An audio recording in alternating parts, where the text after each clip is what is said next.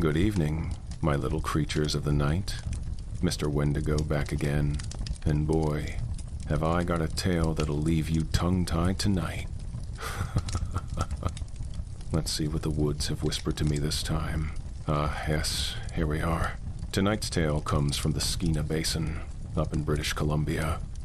That's deep Pacific Northwest country, where the muskeg swallows roads whole and the fog has its own ideas about when to leave.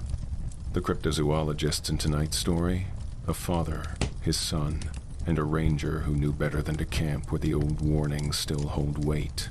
They went looking for tracks in the muskeg. They should have listened to the man on the porch with the ravens and the cold beer. They didn't. This is your late night creature feature. Let's see what happens when something learns your name. Before we begin, I'm curious, where are you listening from tonight? Alone in your room? Driving through empty roads? Walking through the woods? Drop a comment and let me know. I like knowing who's out there in the dark with me. The Skeena Basin looked like a place someone had tried to erase. Half-rotted alder marked the old logging road, roots drinking from black water. The machine shed's painted numbers had peeled to strips. Beyond the shed, the muskeg spread in glistening mats. Every step gave a little, then threatened to give more. Willow Ann Rose eased the ranger pickup to a stop and killed the engine. The silence that fell wasn't silence, just an absence of normal things. No insects, no wind through needles, no creek talk. There was a smell, though layered and impatient, heavy, wet musk like an animal had slept here for days. Underneath crept notes of fish oil and garlic gone bad. Hank Kane leaned forward between the seats, chin on the headrest. That smell is real. Rot, Willow said, watching the tree line. She had the lean look of someone who spent more time outdoors than in, with wind-browned cheeks and crow's feet from squinting at horizons. And something else. Bear, Doctor. Gunner Kane said, already unbuckling for his field pack. Decomposing fish oil is common in bear dens. If a boar's been caching salmon and sleeping close, you get this profile. Hank breathed deep anyway, face twisting. It sticks. Gunner smiled despite himself. Told you. He pulled on his boots, slung the camera bag, and stepped out. Fog lay low over the muskeg. The sun was somewhere up there, but the basin didn't care. Light got eaten on the way down. Give me 10 minutes, he said. If we can find sign near the road, we won't have to dance through that mess. Willow checked her radio, then the flare clipped to her vest. Stay where I can see you. This ground remembers weight. They moved together, boots answering the give of Pete with careful rhythm. The drowned road had once been crowned and graveled, but the muskeg had taken it. Alder roots buckled through the surface, gray fingers clutching at nothing. Hank walked with his father until the smell pointed them. Left, he said softly, and Gunner nodded. The first print waded in bare peat, where Willow scrub had given up. Gunner crouched, his knees creaked. Hank crouched beside him, silent, hunger bright in his eyes. The track was clean, fresh, perfect. Toes like a bear, 5 pads, impressed crisp as coins, but the measurements refused to be polite. 14 inches across at the widest point, nearly 20 inches from heel to claw tips, and a splay that spoke of weight nothing on this road should carry. Gunner put a hand up to stop Willow. Don't step near it yet. He took 2 quick photos, one with scale, one with angled light. All right, come around behind me. Willow whistled under her breath. That's a monster. Grizzly? Hank asked. Gunner pinched his lip. Maybe, but look at the distribution. 4-foot sink should show more pressure on the outside pad. It's centered instead. And the claws, he leaned, then frowned. Those aren't claws. Those are blunt, rounded. Hank's eyebrows lifted. Like fingernails? Like someone took a bear and filed the business down, Willow said flatly. Gunner said nothing. They found more crumbs laid for something with a sense of humor. A second track, then a third, then a cluster of 4, where the thing had turned in a slow circle. 12 feet away, a cedar trunk showed fresh scrapes 12, maybe 13 feet off the ground. The runs were vertical, not diagonal, and a few hairs black, long, matted with something oily clung to the splinters. Gunnar teased one free with a gloved hand and held it to the light. The hair was thick as thread and kinked like wire pulled from a burned motor. We'll get this under the scope. Smells stronger by the water, Willow said. She tilted her head. Hear that? Hank listened and heard what he'd been pretending not to hear, a low moan somewhere in the basin, so deep it lived in bones more than ears. It wasn't wind. It made his ribs itch. They didn't find carcasses that first hour, only signs something had been feeding without leaving anything behind. A patch of flattened sedge decorated with drops of brown black like old oil. A hummocked island where bones should have been just a single polished knob of joint, cleaned until it gleamed. Hank picked it up and put it down when the smell climbed his arm. By late morning, the fog had thinned enough to show the far slope where the mill town clung to the hillside. Willow suggested they check in. If we're going to sleep out here, I want people to know where we chose to be stupid. Old Thomas sat on the porch of the shuttered trading post like he'd been poured there and left to cure. The building's false front leaned back at the sky. The gas pump had rusted to an iron skeleton. 2 ravens perched on the sign that still declared groceries in faded white.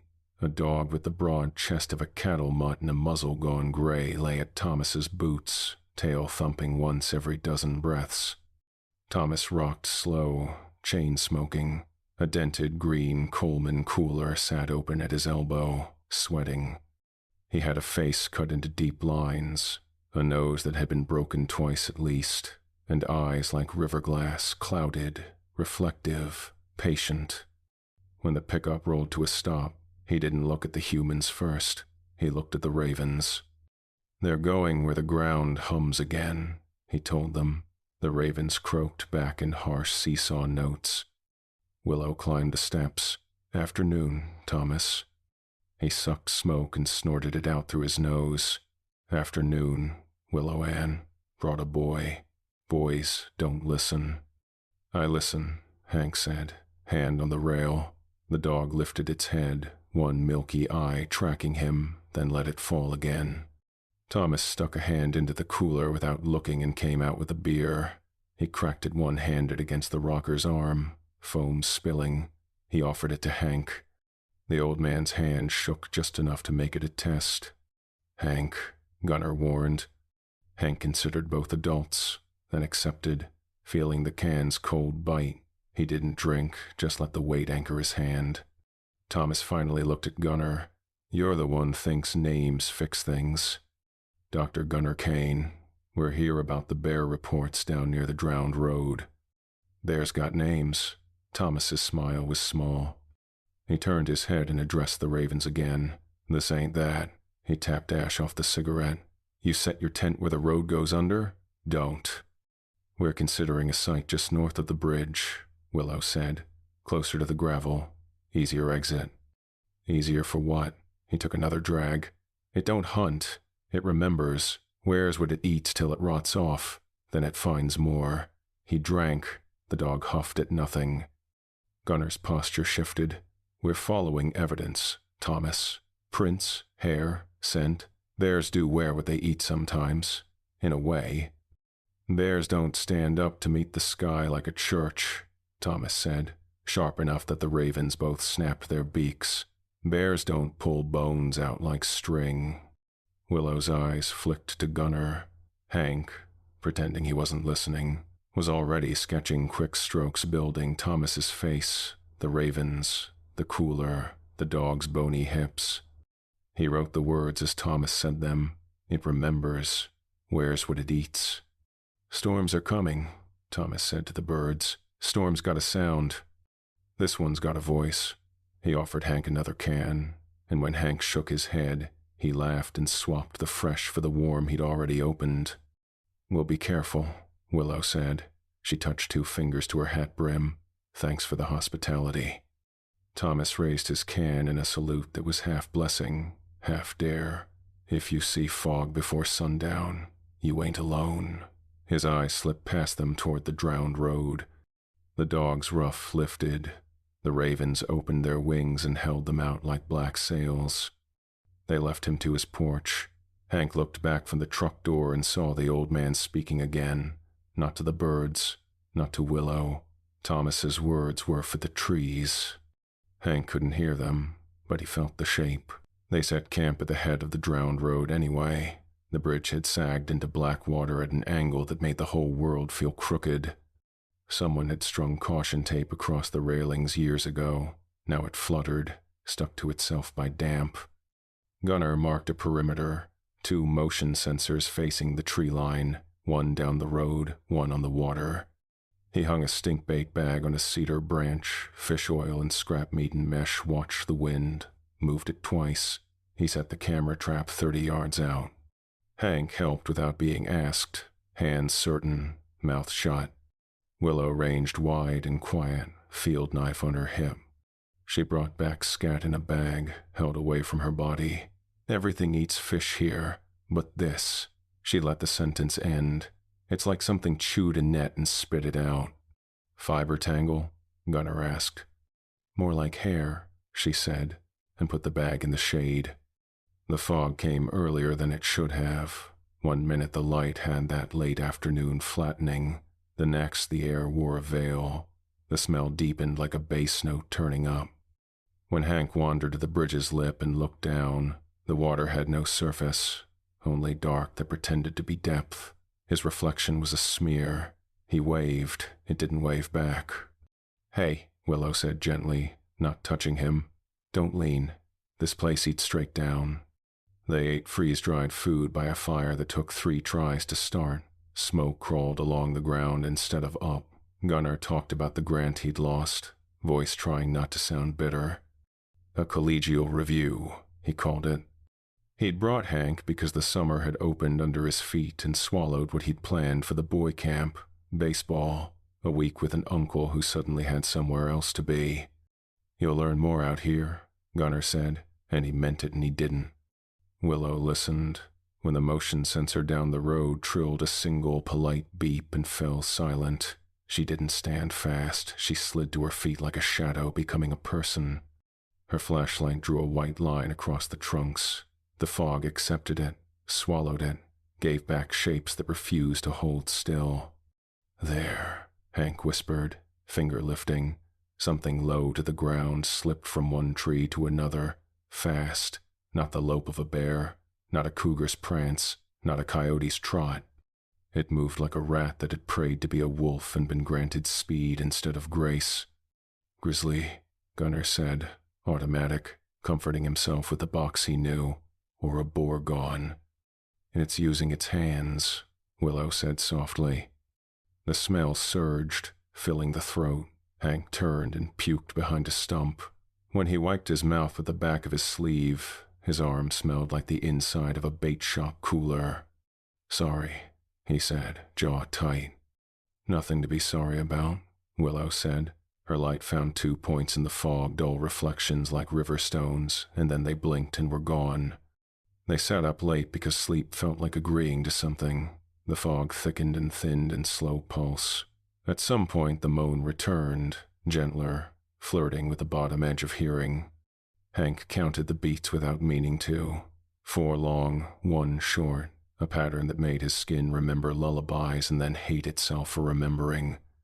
The sensors didn't alarm again. That felt worse. When he finally crawled into his bag, Hank felt the ground give under his shoulder. He kept his boots on. He put his hand on the camera he'd tucked near his chest and found calm in the click of plastic against sternum. He dreamed of the ravens holding their wings out and old Thomas blowing smoke rings that turned into halos that weren't halos at all, just mouths of tunnels going straight down through earth. In the dream, the dog got up and walked to the porch edge and looked back at Hank, and his eyes were clear, and he spoke in a man's voice. He said, "Don't learn its name." He woke at gray light with the taste of those words on his tongue and the sound of something big walking away from camp in a lazy circle. He froze, breath held to the count of 30, then 60. When he dared move, he moved only his eyes. The tent wall glowed faint. He could hear his father's slow sleep breath in the next tent. He could hear Willow not sleeping at all. When they stepped out into morning, the world had been tidied. The fog sat 10 feet off the ground like a ceiling. The fire's bones had collapsed into neat gray. The bait bag hung on the branch like a black organ in a glass case. The ground between the tents and bridge carried a new necklace of prints, a perfect loop, perfectly spaced, circling their lives. Gunnar crouched fast, one knee in the damp. Fresh, he said, too calm. His fingertips hovered, edges sharp. We slept through it. Willow didn't look at the prints first. She looked at the loop they made. The spacing was too deliberate. It counted us. Hank held his breath and walked along the loop. Halfway through, the prints changed. The pads narrowed as if weight had shifted forward. The toes, fingers, fingernails, whatever they were, drew more clearly, pressing deeper. And then, in the space of one step to the next, the heel vanished. The final 2 impressions were narrow ovals, each the size of a dinner plate, as if something had risen on the balls of its hands. It stood, Hank said, voice small. Gunnar's camera motor whirred. Near the last track, where the ground sank with a resigned sigh, a bead of something black and slick shone like a drop of night. Hank squatted and leaned close. The bead had the look of oil and the smell of a trawler's bilge. When he touched the edge with a stick, it thinned and stretched like spit. Threads pulled and clung, hair fine. "Don't touch," Willow said. Hank didn't touch. Gunnar photographed the droplet and then the empty air above it. "We move camp," he said. "Higher ground, drier. We'll reset 100 meters north." He said it quickly, like a man making a new deal mid-hand. They broke camp with the efficiency of guilt. Hank coiled the guy lines too fast and had to do it again. When he went to the bridge edge to grab the last bag, he lifted the camera for one final shot of the tracks. Through the viewfinder, the fog beyond the loop had a shape to it he'd been refusing. A shadow hunched low, a back wider than the hood of the pickup, a head down, a motion like scurry multiplied by mass. He froze and let the camera tell him what to do. He dialed the focus. The shape blurred tighter and then refused to sharpen. A glitch chewed the screen, a smear of pixels like teeth. The shape paused, lifted just enough to suggest height, and then was gone. Hank lowered the camera and saw only fog and trees and the absent place where something had been. He wanted to say something and found his mouth full of the smell instead. Willow came. She put a hand on his shoulder, just once, and let it be weight. "You saw it," she said. "I think." "Good," she said. "We'll know its lie better next time." They loaded the truck. The sensors went last. The Basin watched without blinking. When Willow turned the key, the engine hiccuped and then caught, and the radio gave 3 short bursts of static that weren't weather. Between the second and third, a voice Hank didn't know he knew curled out of the speaker, soft as the inside of a shell. A long, low moan at the edge of bass, human and not. Willow turned the radio off, then she turned it on again, because turning things off didn't make them vanish here. Silence returned, but it had added texture, a faint damp pressure in the ears, like the Basin had learned a word. They drove north 100 meters and then 200 because one didn't feel like enough, and set the tents again under hemlock that had chosen a hill that still believed in dry. They worked the rituals. They didn't talk about the loop or the fact that the puddled black drop had not soaked into the ground. Around mid-afternoon, a pair of ravens rode a thermal down and landed in a branch above Hank's head. One muttered to itself in a low croak like a man telling a joke. The other stabbed at lichen and pretended disinterest. "Hey," Hank said softly, "what did he tell you?" The raven cocked its head with a kindness Hank would remember later and not forgive. It opened its black beak and made the sound of a man opening a beer beside a porch. Then it made a small sound that wasn't a sound at all, just a breath shaped into a syllable that made Hank's skin jump. "Name." Hank, Willow's voice from behind him. He hadn't heard her approach. Don't teach them anything. They remember too well. He swallowed and nodded and looked down. On the notebook page he'd left open on a stump, the pencil had wandered in his absence.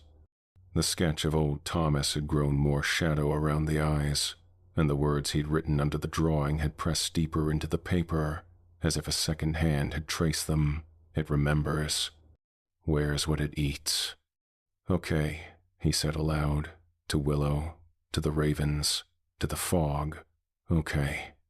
The fog thickened early again. The smell turned from a place to a presence. Somewhere across the drowned road, a branch cracked without falling. The motion sensor by the water woke, blinked red, blinked again, and then went dark, a single beat like a heartbeat.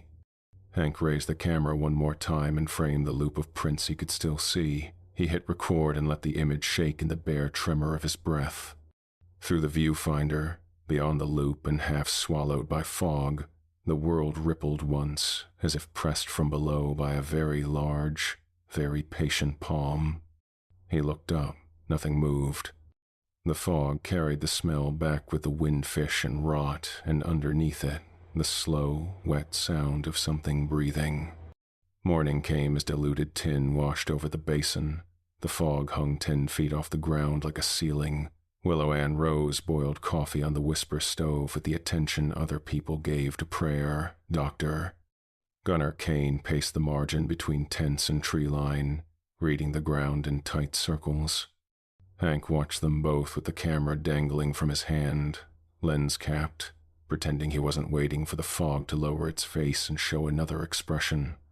We reset and relocate, Gunner said finally.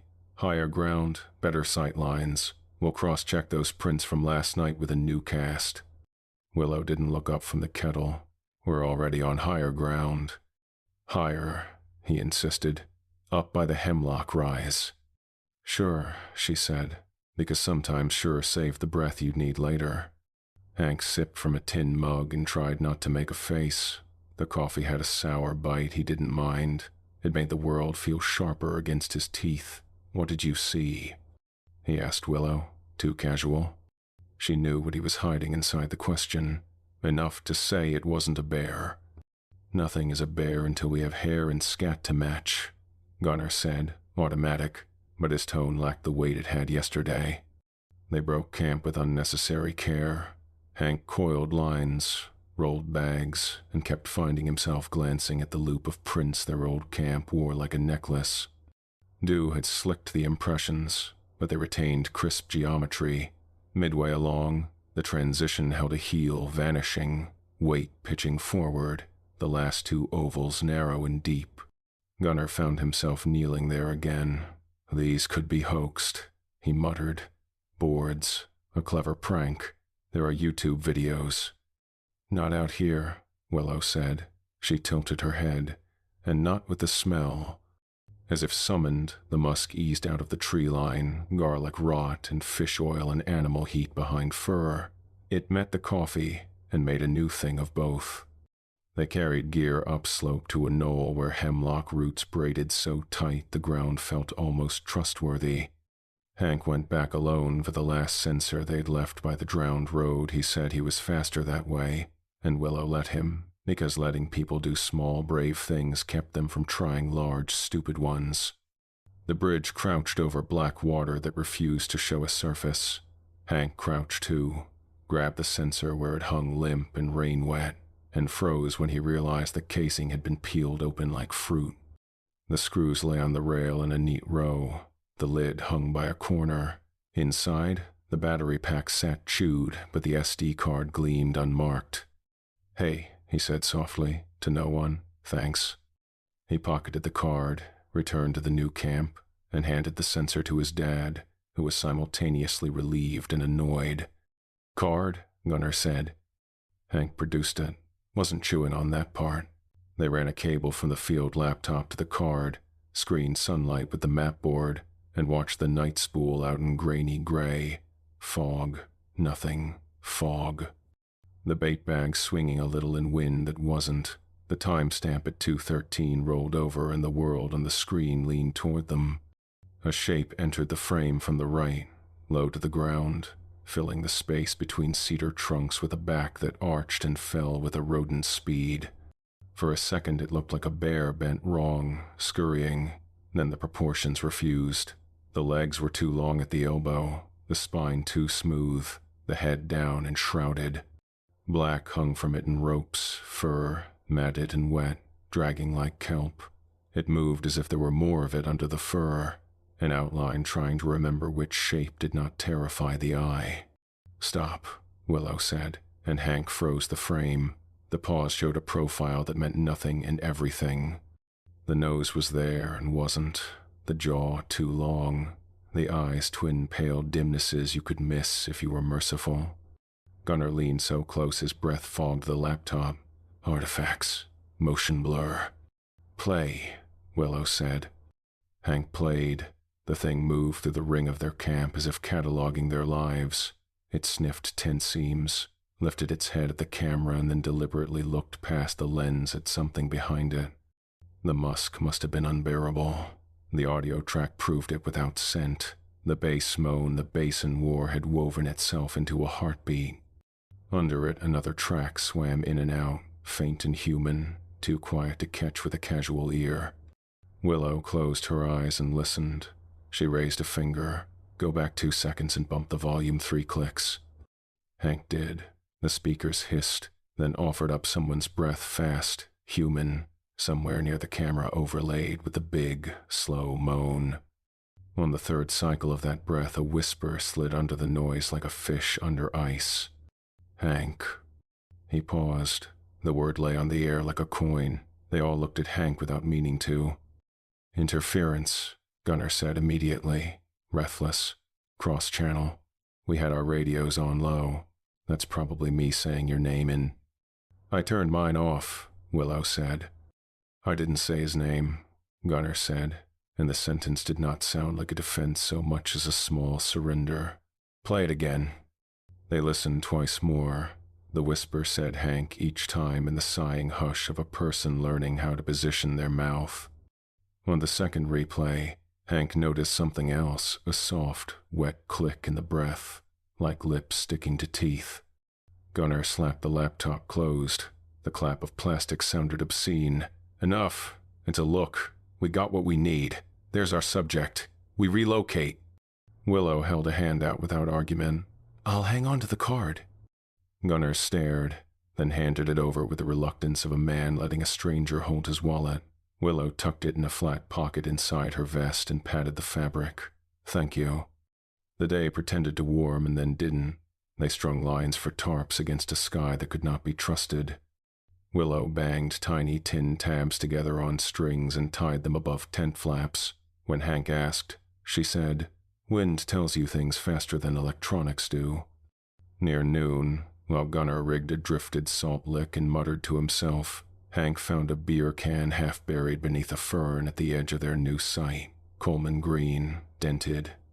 The aluminum still wet cold against his palm. He carried it to Willow. "He's here." She watched the tree line. "Thomas doesn't walk this far anymore." "It's cold," Hank insisted, like it came from his cooler.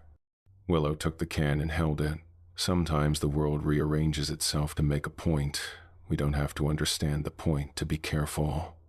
"Careful of the beer?" "Careful of thinking we are the only ones making choices." They put the can on a stump. The raven swung in an hour later and pecked it until it fell, then croaked laughter and argued about the taste of aluminum. By late afternoon, the fog had returned. It came upriver like a parade with no music. The smell got out ahead of it. The rot and oil and musk that had turned their mouths into a place meat remembered. Hank watched his breath when the air cooled and saw it fold into the fog. "Inside," Willow said as the first thick tongue of it licked the tarp edge. "Lights low. No radios, unless I say." Gunnar wanted to argue and didn't. Sometimes he loved his son enough to copy someone else's best practice. They ate jerky and crackers in a silence full of sound. The tarps gleamed and breathed as the fog pressed against them, pulled away, and pressed again. The first brush against the tent wall was almost polite, a slide of roughness across nylon, inching along the seam as if reading the stitching with its cheek. Hank put his hand halfway to the fabric and stopped, because what was on the other side had already decided how close they were going to be. Something scurried past then, not small and not slow. The ground under the tent skated a fraction of an inch as if pushed. Willow's hand found her rifle stock on reflex. Gunnar breathed through his nose, slow and big. A second brush came higher up, a damp thud followed by a huff so close and warm Hank could smell something behind the rot old smoke, salt, something like seaweed gone sweet. The tin charms outside rattled once in wind that wasn't wind. "Stay put," Willow whispered. "No lights." Gunnar disobeyed in the smallest way. He clicked the red beam on his headlamp and let it glaze the inside of the tent fabric. Hank watched as a shadow grew against the nylon, a massive ovoid shape that shifted in a series of insect-quick micro-movements, as if the bulk outside were composed of nervous parts. The shadow paused at the zipper and leaned. The fabric dimpled inward, pressing a circle that could have been a nose, or the heel of a hand, or the first knuckle of something that used to be a foot. Gunnar's breath caught. Something outside caught it perfectly a second later, repeating the hitch. It circled them for a long time. Every so often the bass moan rolled through the fog again in a set of 4 beats, a rhythm that matched Willow's pulse. Hank counted without wanting to, fingers tapping the sleeping bag. 1, 2, 3, 4. 1, 2, 3, 4. At some point the fog breathed in. The tent walls relaxed. The presence drifted 20 feet, 30. Willow slid her zipper a fraction and put her eye to the crack.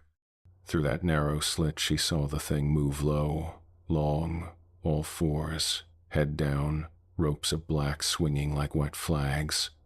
She slid the zipper closed and said, "It's closer to the creek. If it crosses and we're still, we might catch it in the open." Gunnar licked his lips. "We need footage. We need to be alive to watch it." He nodded, and in that nod Hank saw the man who had gone to grad school because he believed in rules, and then gone into the field because rules needed a place to be brave. When the fog thinned, no warning, just a momentary lifting, the creek revealed itself as a ribbon of black glass and stones. The creature crouched on the opposite bank, forelimbs planted, head down. It had the shape of a bear's framework stretched to indecency, and something under the fur should not have fit inside that frame. The ropes of matted hair dripped and clung. The eyes were not eyes so much as 2 pale, lightless stones sunk deep under wet lash. Gunnar raised the rifle because instinct is older than thought. "No," Willow whispered, but the trigger broke on its own, and the muzzle flash lit the creek like a bad photograph. The bullet hit the thing's shoulder and did not behave. Instead of puncturing, it tore a sheet of black away. The fur fell in a slap and a slide, clinging to the stones like trash in a gutter, and beneath it lay not muscle and hide but something ash-pale and smooth, the color of burned bone rubbed with rain. The skin caught the weak light and gave none back. The creature didn't roar. It made the opposite of a roar, a deep intake that dragged fog and heat and hope together. The moan that followed had too many notes, harmonics pulling at each other until the trees shook out a few needles. "Again," Gunnar said, voice shredded. He fired twice more, and each time the result was the same. Fur tore free in wet flags, skin revealed. The last shot made it straighten an inch as if adjusting a collar. Willow exhaled a curse. She stepped forward, rifle firm, eyes hard. "Cover," she said to Hank without looking, and he dropped to one knee behind a fallen log and lifted the camera into the notch of his shoulder. The fog flowed back down in a rush, enwrapping the creek, and when it closed its fists, the last of the light died. They heard the thing cross water, sucking at mass, stones grinding under pressure, a rattle of gear when metal in their camp remembered it could ring. "Back," Willow said, and they moved, not panicked, not slow, the particular speed of people who want the world to believe they belong in it.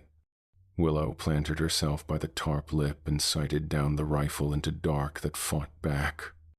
Left, Hank whispered, and Willow pivoted a degree. The shroud at their feet twitched. They all looked down. The sheet of fur Gunnar had knocked loose lay like a hide from a rack, except it moved. Not from wind, there was no wind. The thing crawled, trying to pull itself together along seams crude and myriad. Willow's flashlight found stitchwork that made the stomach chew sides. The fur was stitched from 100 pieces: elk hide, bear hide, wolf, and at the edge something paler, fine, and pitted with follicles that had once grown hair cut with scissors, human. The thread was not thread. It looked like sinew smoked hard and pulled thin, like roots, like veins. Gunnar gagged. Hank lifted the camera and recorded because he could not let this be memory only. The red light on the panel seemed obscene. The shroud twitched again, a crawling, inching thing, and slid toward the creek as if gravity had changed its mind about direction. "Don't touch it," Willow said, and then the night moved. The nameless walker came through the fog like a drawn breath being released. It did not run. It scurried, those long forelimbs sculling, rear quarters powering like pistons, but the overall effect was of a rat's decision writ huge. It circled the edge of camp once, paw hands feeling guy lines, knocking a pot with the back of a knuckle so gentle the tin rang like a bell you hear in your sleep. Gunnar stepped forward as if to correct the world. The creature's head swung toward him, still down, fur ropes parting enough to show the hint of a chin too long and a mouth that could be any shape it wanted. The moan that came then found his name and tried it on. Gunnar, the hyphen audible, syllable sent through a throat not built for speaking. He fired because saying no to your name is harder than not pulling a trigger. The hit tore another strip off, and the gray beneath seemed to lean in. "Back," Willow snapped. "It's testing us. It wants our shapes." Something brushed Hank's calf a slick slap, and he looked down to see the fallen shroud reaching for his boot. He yanked free with a sound he'd never made before.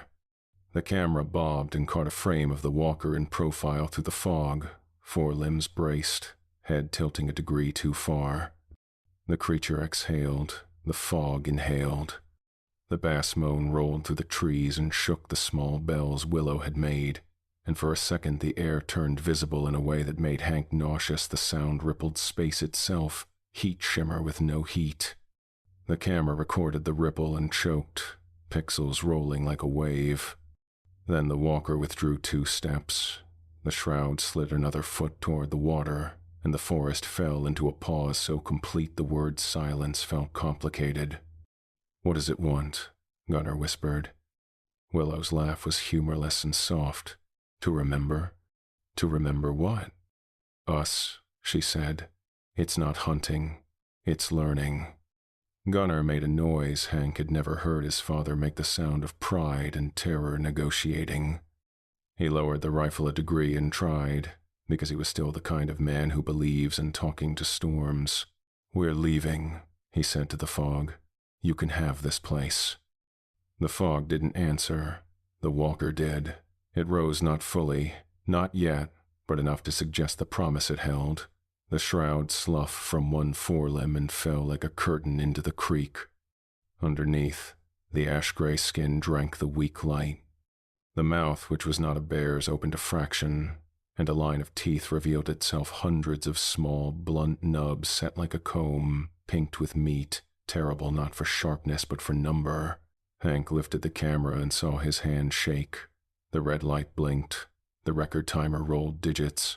"I've got it," he said. "I've got it. I've got it."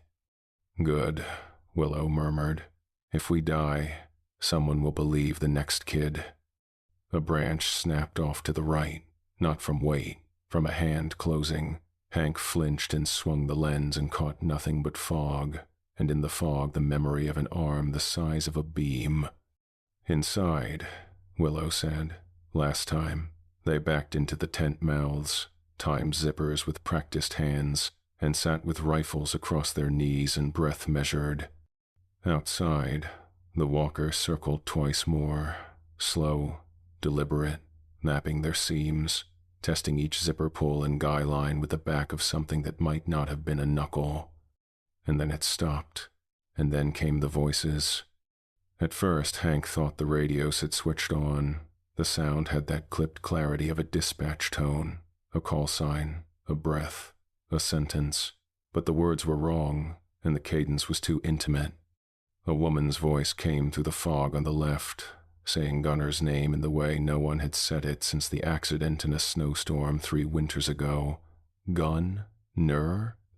Then laughter that wasn't laughter so much as breath, catching in the throat. Gunner froze, went pale the way a person does when their blood decides it isn't needed at the edges. "Don't," Willow said, not to him, to the world. On the right, a man called Willow's name in a voice full of soot.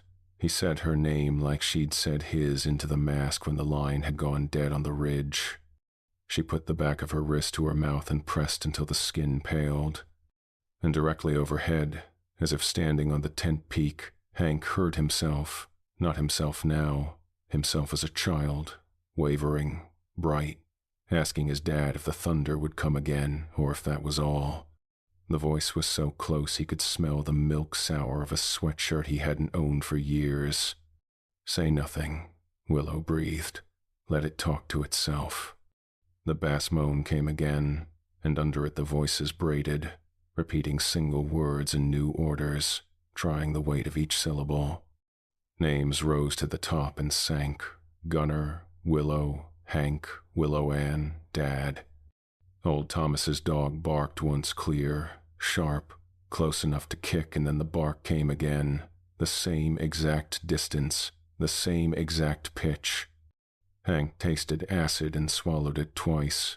He squeezed his eyes shut and saw the shroud's stitchwork anyway. He opened them and found the tent wall luminous with fog glow. The fabric eased in once and stayed, as if a head leaned there to listen for a heartbeat. It lasted a long time, or 10 seconds, or the entire hour between 2 ticks on a broken watch. Then the fog retreated, 1 breath, 2. The voices unwound back into the moan and then into the low hush of wet leaves. Somewhere to the south a raven cackled. They waited 5 minutes because 5 felt like a spell. Willow unzipped a hand's width and slid out. Hank followed with the camera. Gunner came last, because he had to count everyone in his head before his feet trusted ground. The creek bank lay empty. The shroud piece had vanished. In its place a wet, dark imprint shaped, impossibly, like a human torso laid on its back with the arms missing. The imprint steamed as the fog peeled away. Gunner moved to it as if in a trance. He squatted and held his hand above the heat.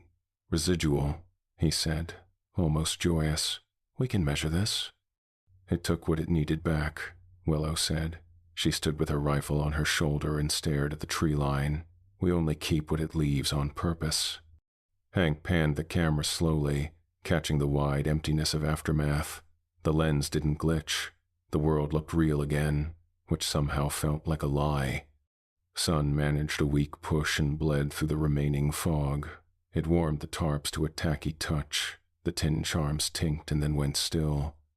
Gunner moved like a man back in a lab, bagging the damp soil from the imprint, labeling it with a Sharpie, talking to himself about silica content and the way oils bind to peat. His shoulder bled through his shirt where he'd caught a branch last night, except the stain had bled in a circle, neat as a bite. Willow said nothing and taped gauze over it with hands that didn't shake, because she saved shaking for later. Hank tracked prints that led away from camp along the creek. The first few were the huge pads of last night's loop. 20 yards along they narrowed, weight shifted, toes sank, heels rose. Then came the ovals, the dinner plates, and then the prints changed, from broad animal to something like a human foot grown stupid with size. 5 toes, the ball deep, the heel a suggestion, the stride lengthening. "It stood last night," he said. Willow turned her head. "I know." He followed the prints until they hit rock and gave up words. The camera caught the last impression in moss, a single toe print the size of his palm, pressed in neat as a stamp. They didn't talk about staying. They talked about the order in which they would pack. They didn't talk about old Thomas. They didn't talk about the beer can now crushed flat. They spoke about straps and buckles, maps and bearings, batteries and silica gel packets. They shouldered gear. Hank slung the camera, then unslung it again because not having it in his hands felt like standing without a shirt in cold wind. Willow did a last scan and found nothing except a quiet so deep it had texture. The moan came from the ground. Not loud, not far. It rose like gas through a wet log, a bass note swelling up through peat and root and stone. The hemlock needles at their feet trembled as if a bass speaker had found them. The sound drummed in Hank's chest wall. It drummed in Gunner's shoulder wound. It ticked the tin tabs Willow had strung until they chimed and then fell silent. They looked at each other. No one said run and no one said stay. They moved because moving was the only verb that meant living, and they moved toward the truck. Behind them, the fog unrolled itself a little like a tongue tasting air that had learned new names. They climbed because there was nowhere else left to go that felt honest. The rise above the hemlocks had looked like nothing from below, just another shoulder of rock the Basin wore, but up close it held heat. The ground under the moss and needlefall gave off a faint warmth you could feel through boot soles, a fever in the earth. Willow Ann checked their perimeter, north, east, south, west, then back to the boy with the camera and the man with the bleeding shoulder he refused to dignify with a wince. 15 minutes, she said. We collect the last cash and we're on wheels. Gunner nodded, not at her, but at the thesis inside his skull. Thermal trap here, camera trap on the saddle. We'll get silhouettes at least. The shroud tore where I hit it. I want comparative samples. Hank kept pace, one hand on the camera, the other on the strap of his dad's pack because he didn't trust gravity. Not here. The fog had peeled back to higher branches. A false reprieve, light pooling in a way that made the shadows look poured rather than cast. They topped the rise and found the bowl a shallow amphitheater of stone and cedar roots and a depression in the center shaped like a torso the size of a sedan, ribs suggested by the curve of matted moss. Sternum hinted by a ridge of pale rock rubbed smooth, steam lifted from the depression in thin, almost invisible veils. Warmth source, Gunner murmured, awe leaking in. He knelt, thermometer already in his hand, 7 degrees above ambient, sustained. Backs to each other, Willow said. She took the high spot with the rifle and listened with more than ears. The birds had stopped narrating. The trees had clammed up. Even the raven's contempt had gone quiet. Hank squatted by the depression. The camera's viewfinder showed a soft ripple to the air he couldn't see with his eyes heat shimmer without heat. He swung the lens and caught a second ripple 10 yards away, moving crosswise, then gone. Left side, he whispered. Something just... I have it, Willow said, and she did. Not with sight, but with the small hairs along the inside of her forearms. The first bass moan rolled up through the bowl from somewhere under the shale and hummed their bones. Gunner moved to the old cedar where he'd staked the last camera cache. The box hung where he'd left it, but the padlock had been opened and set carefully on the lid. He frowned and opened the box. Inside, the camera, intact, the SD card, placed on top like a token, and on the SD card, pressed into the plastic with something blunt, a dent shaped like a thumbnail. Don't like thieves, Willow said without looking at him. Gunner stared at the tiny crescent. It's playing with us. It's learning, Hank said. They didn't get to argue. The scurry came from the tree line, not a run and not a bound, but that rat-quick, low-to-the-ground propulsion that bent the eye. It crossed the bowl from right to left in a blur of black ropes and wet musk, stopping behind a granite outcrop long enough for its head to rise an inch and tilt, listening. Gunner raised the rifle before Willow could speak. He fired into the outcrop's far edge. The crack slammed off the basin walls and came back doubled. A length of shroud tore free somewhere behind the rock and flapped wetly to the floor. The thing on the far side didn't yelp. It inhaled, a long, cavernous draw like a mine intake pulling air before a blast. "Down!" Willow snapped, and all three of them went to a knee, bellies a hair above stone. The walker came from behind the outcrop not by standing but by climbing its own outline, forelimbs, then haunch, then the wide, low back flexing like a bridge tested for load. The shroud it still wore black, matted, stitched, hung in ropes and sheets, some edges puckered where different hides had been joined. As it moved forward, the torn piece it had lost slithered, inch by inch, toward it across the ground. "Stay on it," Willow said, sight tight. "If it closes, eyes, if there are any." Gunnar flanked left, put 2 shots into the same shoulder where he'd hit it last night. Each time, fur shed instead of blood strips pulled away, and beneath, the ash-gray skin smooth as kiln bone, dull as old teeth, Hank filmed and fought his hands. The ash flesh reflected nothing and everything. The lens wanted to slide off it. The walker paused in the center of the bowl. It put one forelimb down with slow deliberation, then another, and lowered its head as if drinking a scent.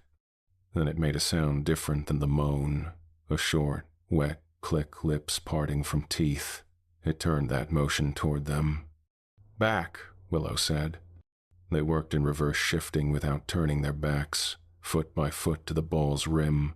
The walker followed half a step, then stopped, head cocked.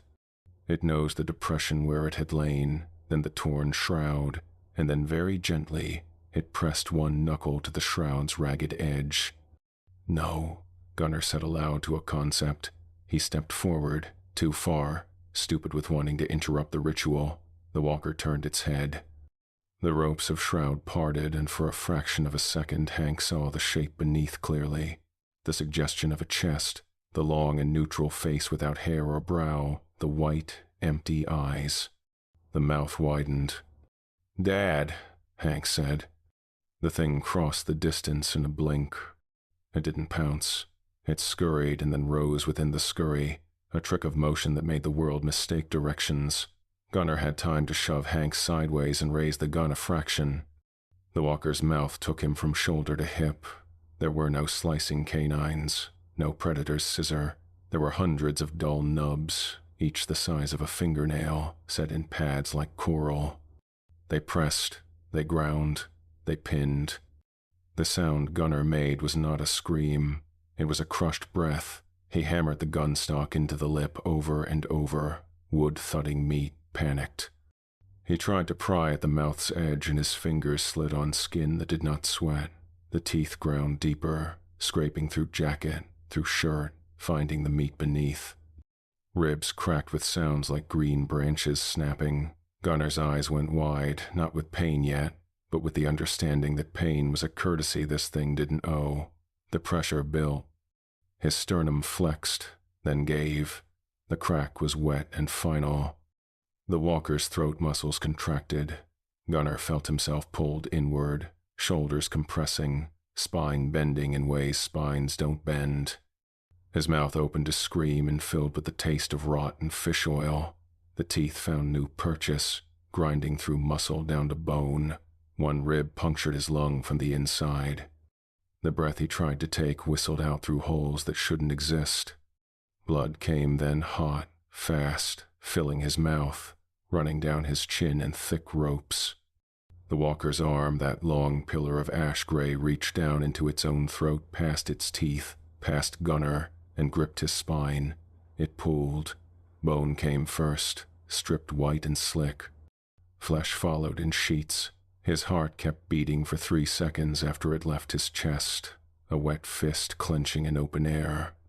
Gunnar's face found Hank's for one bright, impossible second. His lips were smeared red. His eyes were wide as sky. He pushed once with the hand that could still push, a shove at air that contained his son, and his mouth shaped a word Hank would swear later was, "run." Then there was nothing left that could be saved. Hank lunged and Willow caught the strap of his jacket and yanked him backwards so hard the world smeared. "Look away. Hank, Hank, look at me," she said, and lied with her own eyes by keeping them open. The walker lifted its head as if tasting a new vowel. A gout of black oil, garlic fish musk ran down its lip and dripped. It turned that head toward Hank and Willow and exhaled through stone-white teeth. Hank reeled. Willow planted her feet and raised the rifle. "Move," she said. She said it to Hank, to herself, to the ground. They moved. The basin slid sideways and became a slope. The walker scurried to keep pace and then stopped and stood. It unfolded into height the way a bridge raises. There was no roar, no triumphant cry, only the mineral sound of weight finding balance. 50 feet, 60, taller than the hemlocks. The shroud sloughed off in long, sodden strips, puddling around its feet. The ash-gray skin drank the world, diffuse as dust. Its long, human mouth opened without emotion. Its white eyes held nothing and therefore everything. Hank's camera shook in his hands, and still he filmed because absence of footage would be a second death. "Truck," Willow said, and now she did look at him with the command voice of fire lines and bad nights. "Go." They broke into the ragged run of people trying not to draw a line on a predator's eye. The walker tracked them by sound. Every footfall, every gasp, every heartbreak beat the ground gave back. It changed direction 3 times for Willow's 3 stumbles, once for Hank's choking sob when a branch clawed his face. They reached the hemlock stand where the truck crouched like a dog expecting a kick. Willow threw Hank the keys on reflex. He caught them by miracle and missed the door handle the first time. The bass moan rolled through the roots and lifted dust. The air felt crowded. Come on, Hank whispered at the ignition. The engine coughed, faltered, then turned over. The walker stepped into the tree line and the trees flowed around its shins like grass. It bent, slow, curious. Its mouth opened and a low syllable dropped out like a rock into a well. "Hank," Willow said. She didn't let that look steal the boy's face. She planted at the rear bumper and braced the rifle on the hood. Her shoulder burned molten under the tape where the circular wound had begun to throb in pulses. She put the sight center mass on a thing that didn't have a center you could name and breathed out. "Hey," she shouted, with all the lungs she had. "Hey, me, Willow Ann, here." The walker's head turned. The white eyes did not change, but something in the set of its mouth learned. "We-lo," it said, crushing the vowels like berries. It tasted the name and found the shape, adjusted, tried again. Willow Ann. It took one deliberate step toward her. Hank screamed without a sound and the engine finally rallied into a steady shudder. He slammed the gear and floored it, then pulled his foot back because he hadn't meant to move without Willow. "Go when I tell you," she said, never taking the sight off. "On 3. "Don't you," he started, and then he saw the thing's hand come down, finger pillars closing around trees, and he didn't have space for more words. Willow slung the rifle and grabbed a flare from her vest. The flare was the cheap kind rangers bought when budgets got voted on by people who'd never slept where trees talked. She bit the cap, spat plastic, struck it on her thigh, and the red lit the world like a wound. The walker dipped its head, curious. The mouth opened like a split seam. Willow ran forward 3 steps, planted, and threw. The flare spun end over end and vanished into the walker's mouth with a sound like someone dropping a nail down a dry pipe. Red erupted behind the teeth. For one clean second, the world inside the mouth became visible. A pink cavern lined with those terrible blunt nubs in ranks, and behind them something like a second throat, muscular, pulsing. Faces moving in the meat, as if muscles remembered expressions they'd borrowed. The walker jerked. The moan cut to a choked thunder. Smoke leaked from the lip and a red rope. "Now!" Willow yelled. Hank floored it. The truck fishtailed on needles and found purchase and shot forward.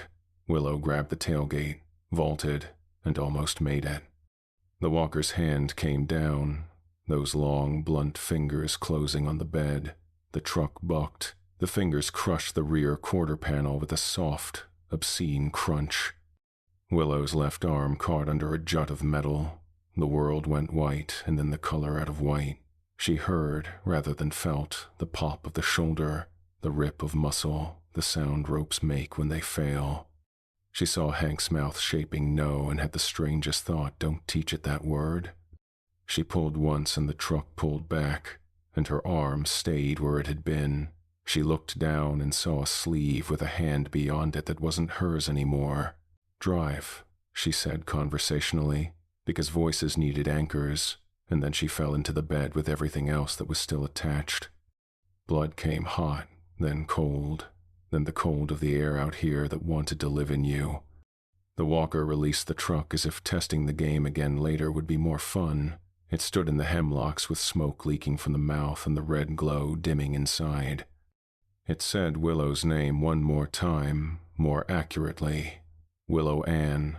Then it turned its head and spoke Hank's full name with the comfortable gait of a person reading a friend off a mailbox. Hank Kane. He sobbed and drove and didn't look back because mirrors were traps. They hit the drowned road, and the drowned road tried to take them and failed. They hit the shallow ford where water pretended to run and the engine hissed and swore and caught. The ravens launched from the signpost and paced them once, then peeled off, black kites with better sense. Behind them the basin inhaled. The moan returned to the pitch that made teeth feel loose. The fog lifted in long, careful strips.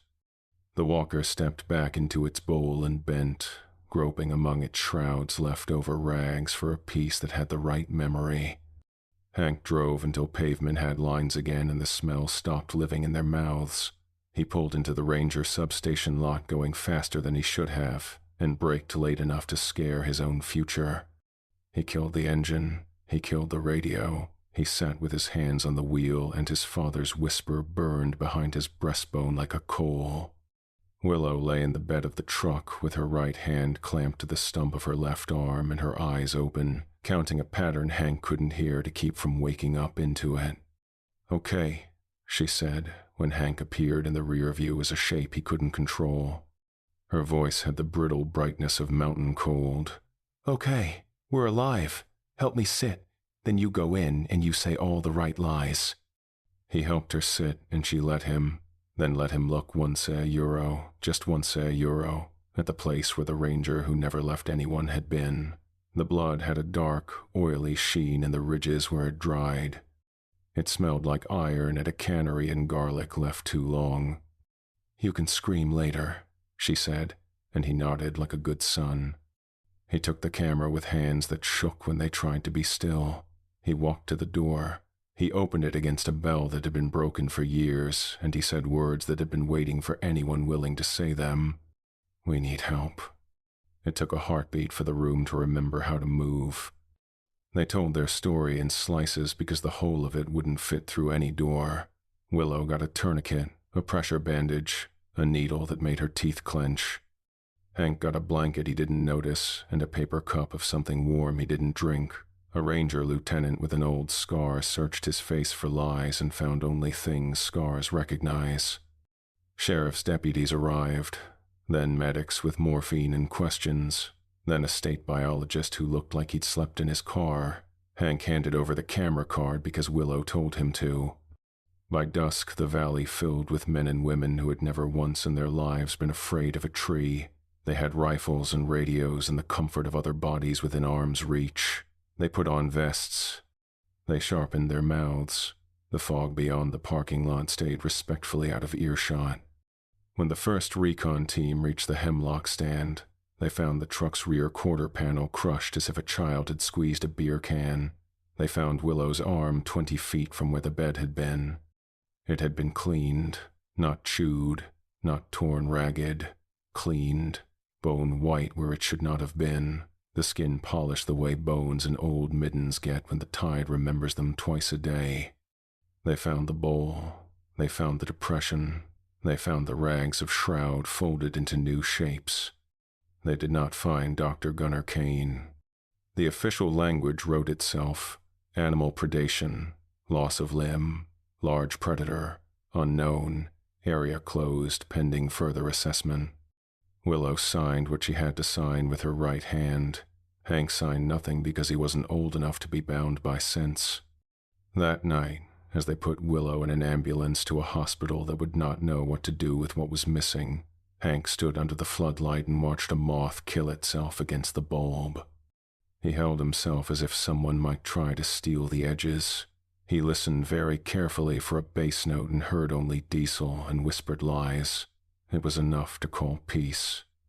When he finally slept, he dreamed of red light and a mouth and faces moving under meat, trying his name on for size.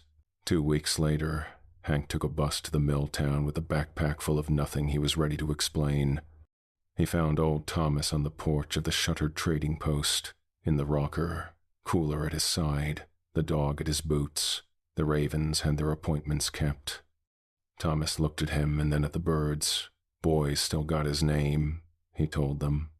I need to know what you meant, Hank said, standing at the steps. When you said it, remembers. Thomas lit a cigarette. He puffed, exhaled a ribbon the exact shape of the word maybe. Before there were names, everything was itself. Then we put the words on. Some of the old things remember how quiet it was. They wear what they kill not because they need it, but because our words make holes they try to fill. Hank swallowed. It said my name. I figured, Thomas said. He looked past Hank, out where the drowned road slipped under the trees. The dog's hackles lifted, then settled. Don't teach it more. How do we? Hank started. Thomas lifted a hand. Don't say the rest. Come back when you can walk on moss and never leave a print. He smiled without humor.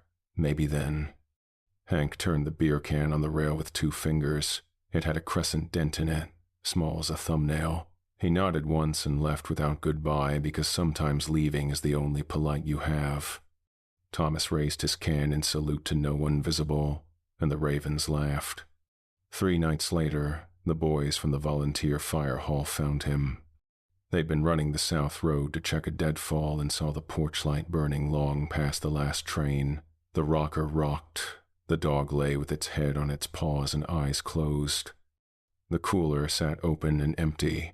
The cigarettes were lined in a neat row on the rail, every matchbook spent. Old Thomas sat in the doorway, straight-backed like a man having his portrait taken.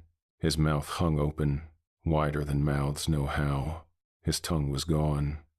His jaw looked bruised from lips that had learned too hard. His chest shone where his shirt had been opened and pulled aside, and across the ribs a smear of black oil caught the porch light. The dog had no mark on it at all, but when one of the boys tried to touch its head, the dog showed more teeth than dog's own and then laid its head back down. The sheriff wrote an ending on a clipboard. The state wrote another one in a file no one opened twice. The town wrote a third on a napkin that said, "Don't go past the bridge after dusk," and thumbtacked it to the wall of the bar. The ravens wrote theirs on the wind. A week after that, under a moon that wasn't ready to be full, Hank woke in his own bed in a rented room above the substation and listened for the sound the Basin had taught him to hate. The night was empty of bass, but the air in the room felt slightly used. He saw a smear on the window he couldn't explain, 4 wide ovals, 2 above, 2 below, like fingers that had pressed there without believing in glass. He sat up and said nothing at all, because names are food. He reached for the camera on the chair and felt the weight of the thing he could still carry. The card inside held 15 minutes of footage and an audio track no one had managed to clean. In the middle of that track, under wind and breath, something tried his name in 3 different ways, then let it fall, as if content to remember the shape of him without the word. Out in the timber, far beyond the drowned road, the fog breathed in and out. Something very tall practiced walking under a low canopy and learned how to lift its feet without touching branches. A curtain of black fur hung to dry on a line made of roots and veins. The bass note rolled once and stopped. a sound checking itself in an empty world. And then nothing moved but the trees, and the trees were not moving at all. Folklore note. The concept of a nameless walker draws from multiple indigenous traditions across the Pacific Northwest and northern regions. The Tsimshian and Gitxsan peoples of British Columbia's Skeena region have long maintained warnings about certain places where the boundary between the physical and spirit world grows thin.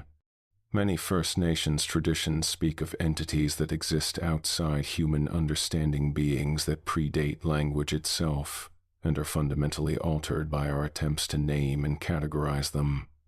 The idea of wearing what is consumed appears in various forms across North American indigenous folklore, from certain Wendigo traditions to skinwalker legends.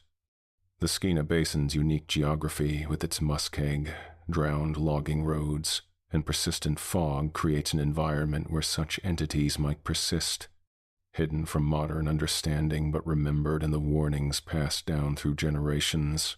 The practice of not speaking directly about certain entities, or using euphemisms and indirect language, is a common protective measure in many indigenous traditions.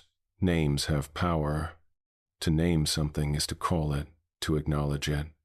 Well, boys and ghouls, that wraps up another terrorific tale from the vault.